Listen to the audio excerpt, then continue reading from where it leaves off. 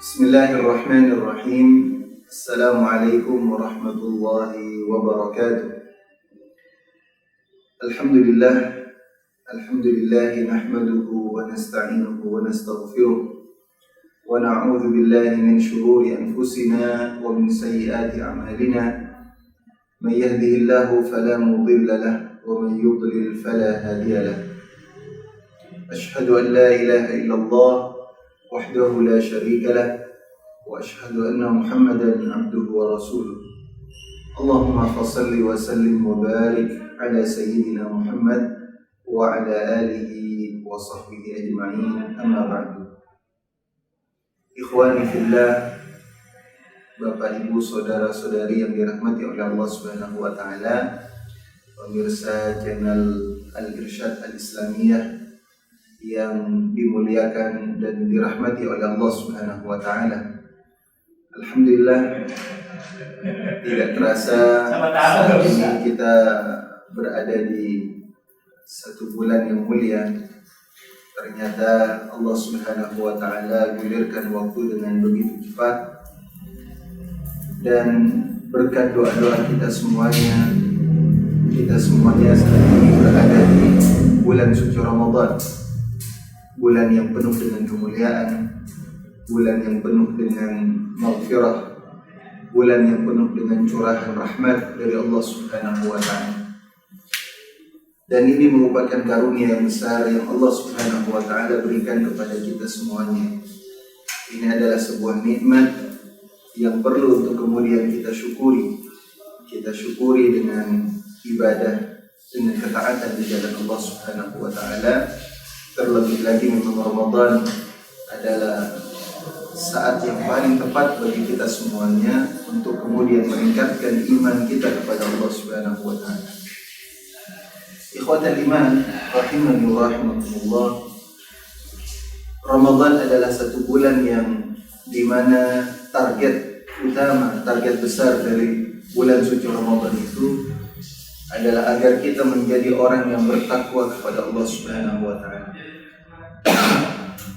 Agar kita menjadi insan yang seutuhnya, menjadi insan yang benar-benar bertakwa kepada Allah Subhanahu wa taala. Kita menjadi muslim yang seutuhnya, bukan muslim yang beragama secara parsial. Kita mengkotak-kotakkan agama, tidak demikian.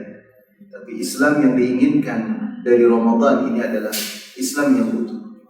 Karena Allah Subhanahu wa taala telah menyebutkan dalam firman-Nya, la'allakum tattaqun, agar kalian menjadi orang-orang yang bertakwa kepada Allah Subhanahu wa taala. Apa itu orang yang bertakwa?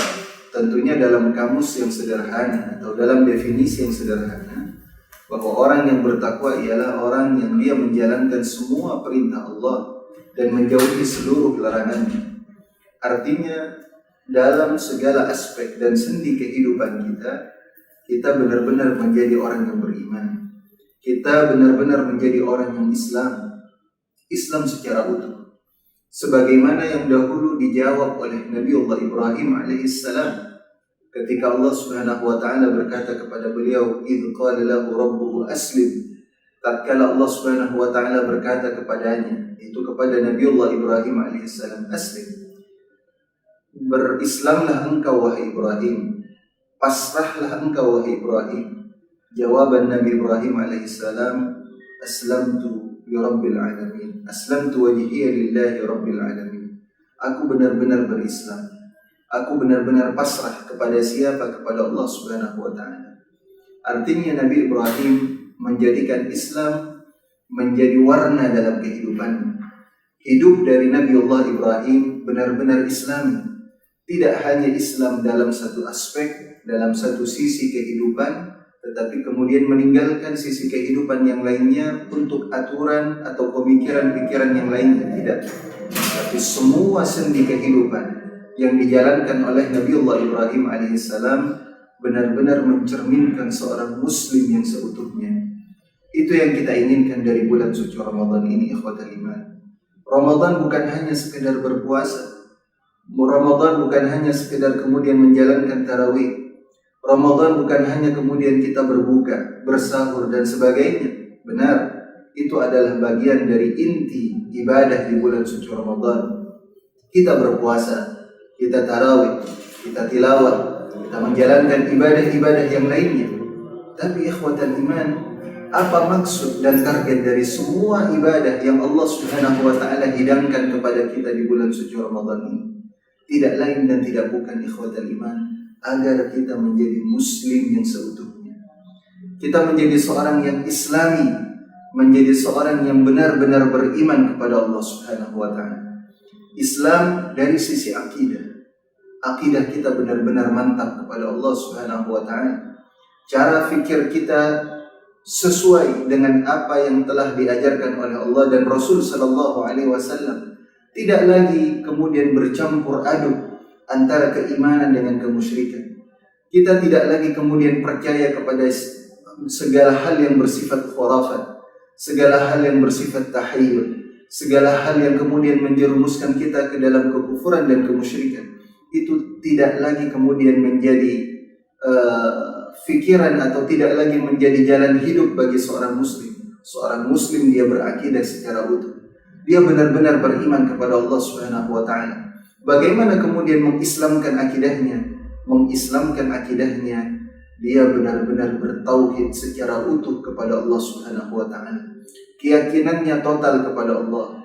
Tawakalnya utuh hanya kepada Allah. Keikhlasannya murni hanya untuk Allah Subhanahu wa taala.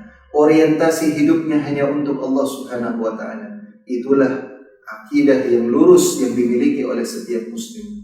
Seorang muslim kalau kemudian dia masih memiliki orientasi pada dunia, dia beribadah hanya untuk mendapatkan pujian dari orang lain, dia melakukan ketaatan agar mendapatkan harta, yang kemudian dia ingin menjalankan ketaatan tersebut untuk memperkaya dirinya, atau kemudian dia melakukan aktivitas ketaatan tapi yang dituju adalah kepentingan duniawi, kemaslahatan duniawi, itu pertanda ada penyimpangan dalam akidahnya.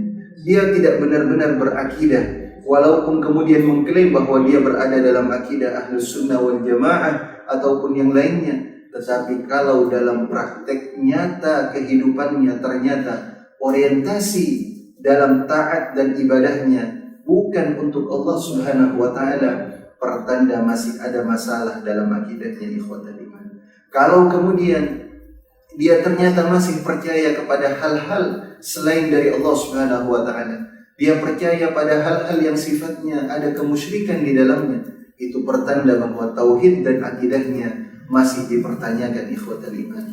Oleh karena itu Rasulullah sallallahu alaihi wasallam menjelaskan dan juga memberikan contoh kepada kita semuanya ketika beliau berdakwah, ketika beliau mengajak umat, ketika beliau mengajak orang-orang kafir, orang-orang musyrik yang ada di Makkah untuk masuk ke dalam agama Islam, lalu kemudian ditantang, kemudian dihambat, kemudian juga Nabiullah sallallahu alaihi wasallam diancam, diintimidasi dan sebagainya, bahkan diberikan tawaran harta, diberikan tawaran jabatan dan kekuasaan, diberikan tawaran wanita. Rasul sallallahu alaihi wasallam ketika diberikan tawaran-tawaran itu semuanya, lihat bagaimana akidah yang begitu mantap kepada Allah Subhanahu wa taala. Beliau berkata kepada orang-orang kafir musyrik bahwa wahai orang-orang kaum musyrikin, kurang lebih maknanya semacam ini, ikhwatal iman, bahwa apa yang aku jalankan, apa yang dakwah yang aku sampaikan kepada kalian, sama sekali tidak ada di dalamnya ada unsur atau ada target atau ada kepentingan dan keinginan duniawi. Yang diinginkan oleh saya, oleh Rasul sallallahu alaihi wasallam adalah ridha dari Allah Subhanahu wa taala. Ini islamisasi akidah. Jadi yang namanya akidah bukan hanya sekedar tampilannya mungkin bersurban, tampilannya mungkin bergamis, tampilannya mungkin dia memakai baju takwa, baju koko yang putih bersih. Tetapi bukan itu yang kemudian mencerminkan akidah yang benar. Cerminan dari akidah yang benar adalah bagaimana keyakinannya, kepasrahannya hanya untuk Allah Subhanahu wa taala. Ini islamisasi dalam sisi akidah. Dalam sisi syariat, dalam sisi aturan hidup, kita juga harus benar-benar menjadikan Islam sebagai patokan dalam kehidupan kita. Bagaimana dalam kehidupan yang paling sederhana kita harus menjadikan Islam sebagai aturan dalam hidup kita. Bukan lagi kemudian kita menjadikan aturan-aturan model-model yang lainnya sebagai patokan dalam kehidupan kita atau ukuran dan barometer dalam kehidupan kita.